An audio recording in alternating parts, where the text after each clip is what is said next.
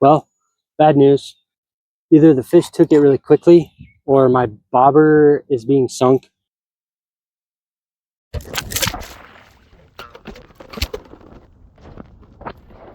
Whoops.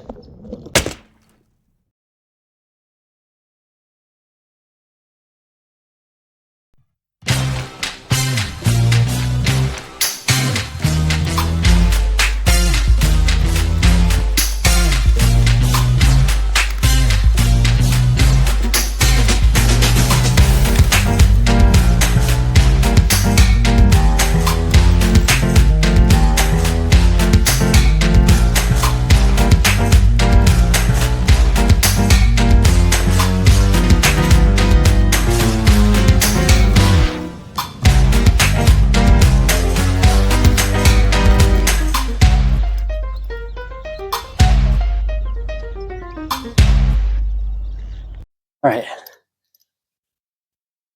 Welcome to Mad Angler Hub. I said it right this time. I've had this magnificent plan. Oh, I'm gonna go out there, catch this, and then do that, right? But no, I forgot the bobber. So I think we're just gonna wing it. But I brought the specialized gear. I think fly fishing was first recorded in around the 4th century in China. I'm not sure if that was AD, BC. In fact, in ancient Egypt, they had bone lures, wooden lures.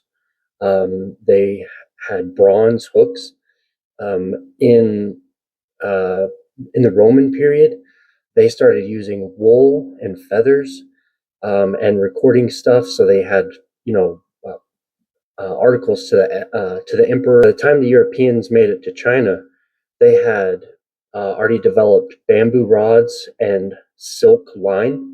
So when you had the combination of the flies from Europe and the bamboo rod silk line from China, you kind of had this mother lode of fishing expertise kind of come together, and finally, kind of late European time or early European times. I think it was about the 1400s or so. The first fly fishing stuff kind of started coming out, where it's like more modern kind of types of fly fishing. But either way, it was a really long time ago. And this stuff was invented in the 20th century. So this is highly specialized. This is much easier to cast, to handle, to control. And it keeps the bait in the strike zone a lot longer, and it gives you more control in that strike zone. So I had a plan. We were going to catch a bluegill, and then try to see if we could catch a bass. But got the bobber, and I'm just going to have to catch it another way.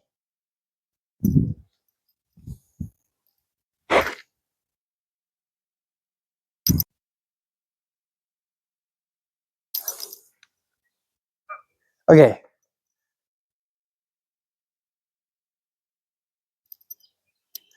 So I'm not sure if the bluegill are either here or out there. We'll see if they start feeding here in a little bit.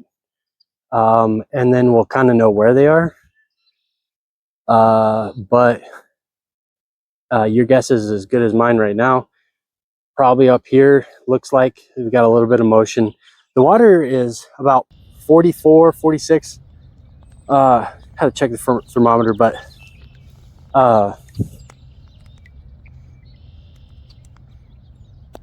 so the water's like 44, 46, and that's pretty cold. So we're gonna have to take it really slow, and hopefully see if we can catch a bluegill or something on the bottom. Not too big. We want kind of a small one. Not too small, but obviously we just want a good sized one for the bait, for the hook that we're using, and the rig and the rod that we have. I've got here is this is a 7-foot ultralight. There are essentially three styles of rods: fly rods, spinning rods, and bait casting rods. All the rods have an action. Actions range from slow for whenever you want more flex to extra fast whenever you want more backbone. Spinning rods and bait casting rods also have power, which ranges from ultralight whenever you're throwing light baits and catching small or soft-mouthed fish to extra heavy whenever you're fishing larger baits and heavier, thicker skinned fish. Fly rods are rated by weight, which has been standardized to the grain weight of the fly line the rod is rated for. 2 to 6 pound. I think I have 6 pound. Could be overlined with 8 pound, which is all right. I think I was catching trout, but it's okay. It's okay to overline it. You just want to use the right pound tippet. That will keep you from having that. That'll keep you safe. You just want to use the right pound tippet on the line because that's what breaks off and saves your rod.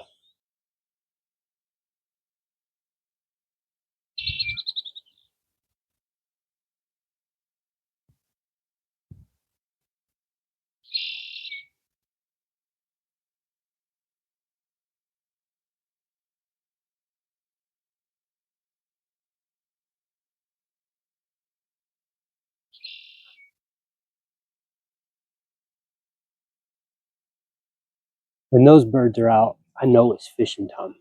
All right, I didn't bring everything because that's just crazy. I was doing that before, and now I'm like, I don't need everything. I just need a little bit of stuff.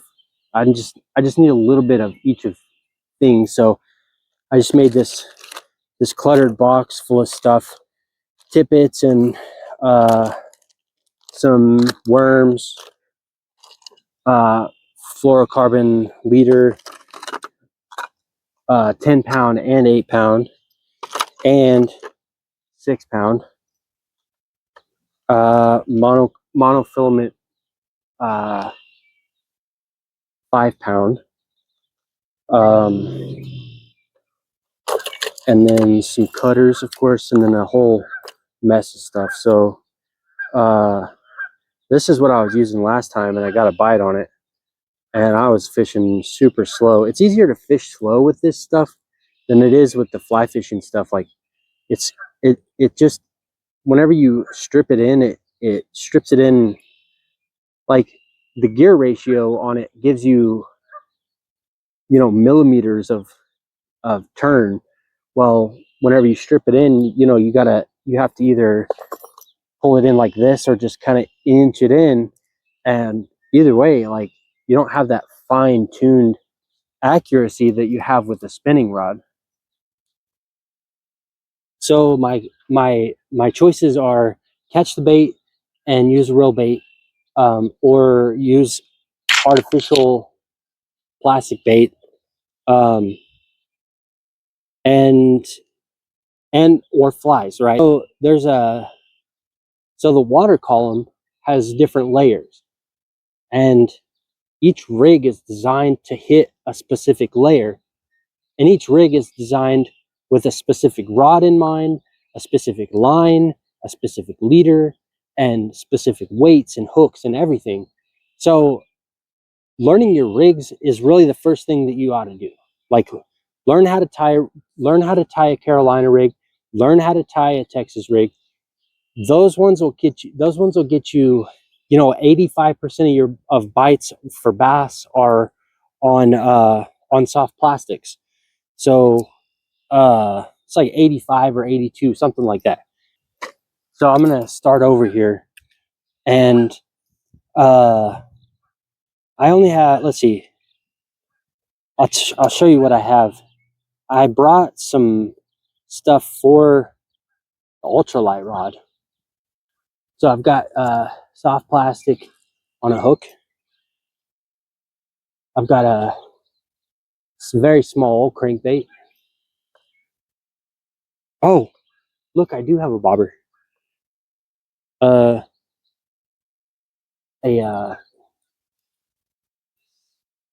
blank, blank, blank, blank. Inline spinner. Jeez. Lipless. Spoon. And a Rapala. I also brought some salmon eggs. These were in the back of the fridge. I don't even know how long they've been there, but they smell fine. They're fine. But I'm gonna try these with the bluegill. Love these.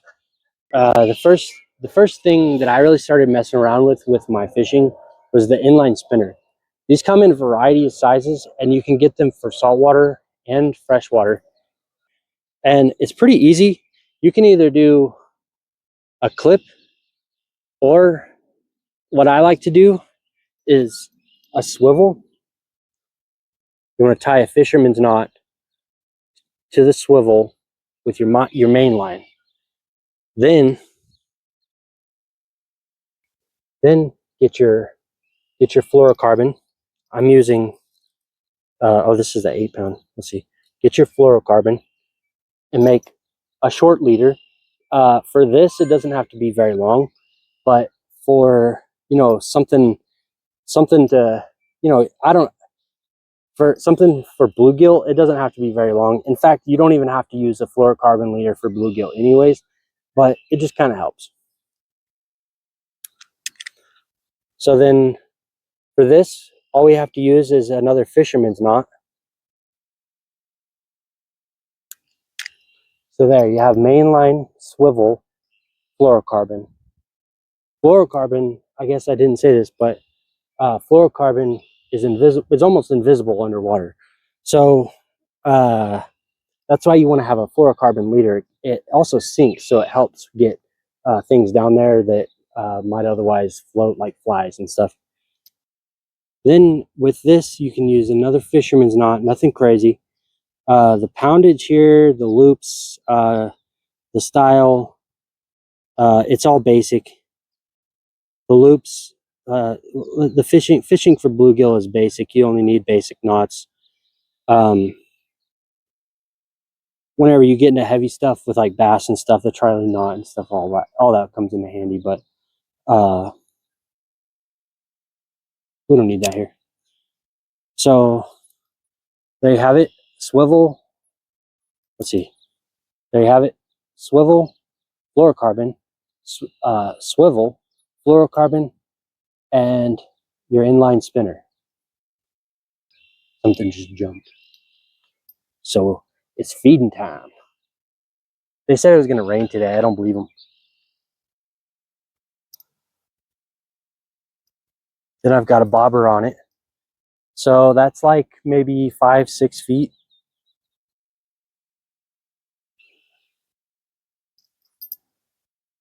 There we go. So our rod is 7 feet long. That means from the bobber down is about 7 feet. So what I'm going to do is go cast this. Oh, he's right there. I'm going to go cast this and see if I can't catch him. Then, I mean, if you really want to catch a fish, bait the hook, right? Otherwise, if you're comfortable with artificials or hard plastics, go for it. Those are fun too. I hooked the biggest bass of my life and got it to shore, and it came off on a crankbait. So yeah, those ones all work too. I wouldn't say that crankbaits, swim baits, and all that those are any less lucky than something like this. It's just a matter of where you throw it and how you use it, right? So, well, bad news. Either the fish took it really quickly, or my bobber is being sunk. Was being taken down by the lure, or what? But I'm just gonna put on a salmon egg hook on the end of this and just go single hooked. Actually, no, I lied. I'm gonna take this. What I'm gonna do is I have the swivel and I have the fluorocarbon. Now I have the hook. I have this Snell hook, and I went through the eye of the hook going down, and then what I'm gonna do is tie a dropper loop. So there you have it, a dropper loop with the hook. It's facing the wrong way, but it's all right. Okay, after tying the dropper loop, I tied just a hook, same hook, snell hook, uni knot, tied that to the end of that. Swivel, doesn't matter if you have a swivel, but I had it on there because I'm an idiot and I had the inline spinner. Either way, I've got a bobber now, and let's see if we can catch our bait for our bass. This is my life. I forget to do. I always forget something. This time I forgot to charge my GoPro. I thought I forgot the bobber, but no, I forgot to charge my GoPro. So yeah, limited footage here. And I'll try to do my best. If this works, then I caught a fish too fast, because I'd rather struggle to catch a good fish than just throw it out there and catch a decent fish. I mean, it doesn't really matter. Whatever. Okay, first cast, nothing. Kind of expected that, but I figured I would kind of go up from 7 feet. I think maybe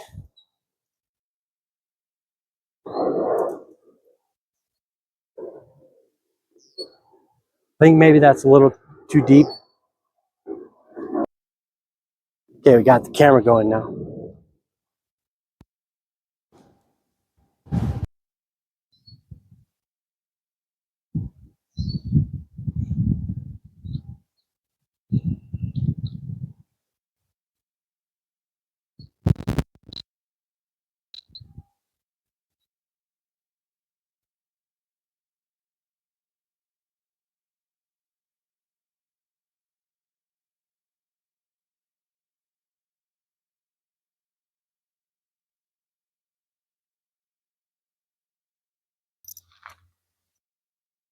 Nothing there, so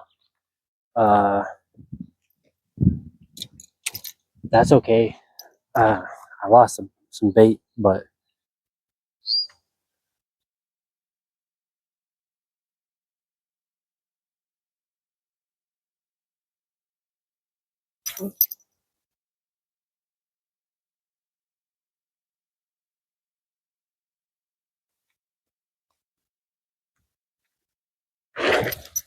yeah, I guess we'll just sit here.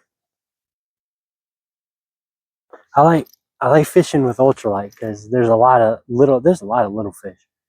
And ultralight, you have to have a certain finesse, and also the sticks, weeds, everything. It all becomes a major problem because you have light line, small lures, and small hooks. Like it can get caught on anything. I mean, really, if the bluegill aren't even biting, tough, right? But we saw a bass. We just saw a bass biting. I think that was a giant bluegill, to be honest with you.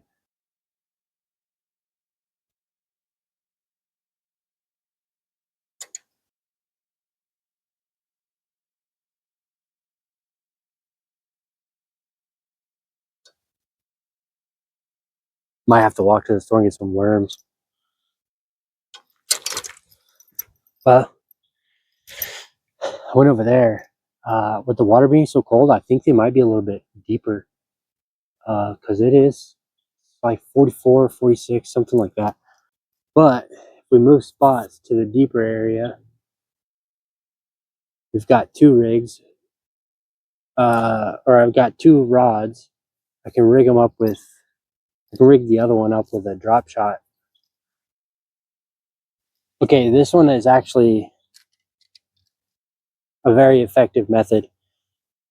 So with a drop shot, what I do is I have braid on a spinning rod, medium tip, and the braid, I think that's like 40 pound braid or something. But I'll do 10-pound carbon or fluorocarbon.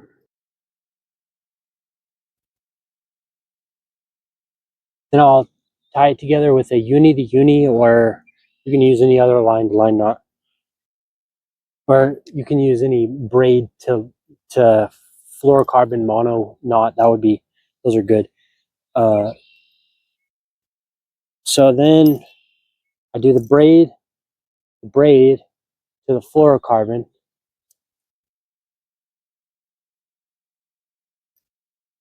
And then I do quite a bit of leader at first because I like to have something that you gotta can't have too long where it's uncastable, but basically 6 feet or so. Okay, then you feed the hook through. Then you tie your dropper loop. Okay, dropper loop.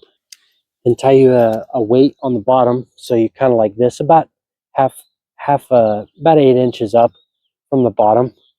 That's how you do the first one, and then the second one, go up about 2 feet and drop and do another dropper loop.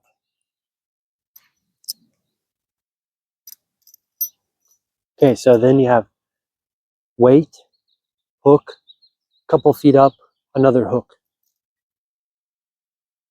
Make sure your hooks are facing that way, so whenever you set the hook, it actually hooks the fish. There's 2 ways to rig this too. You can rig it like this with the hook just barely on it like that, or you can do it like that.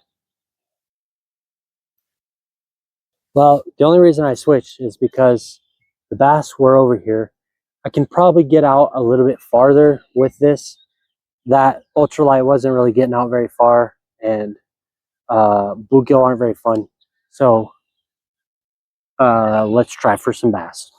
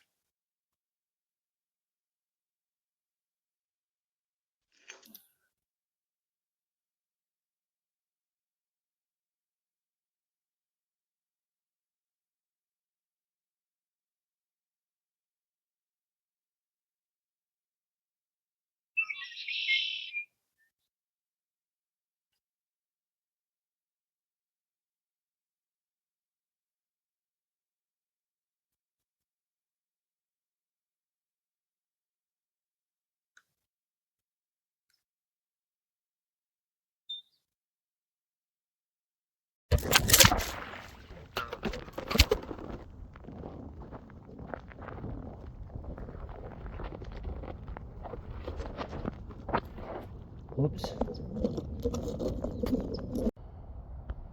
I dropped my apple. Whoops.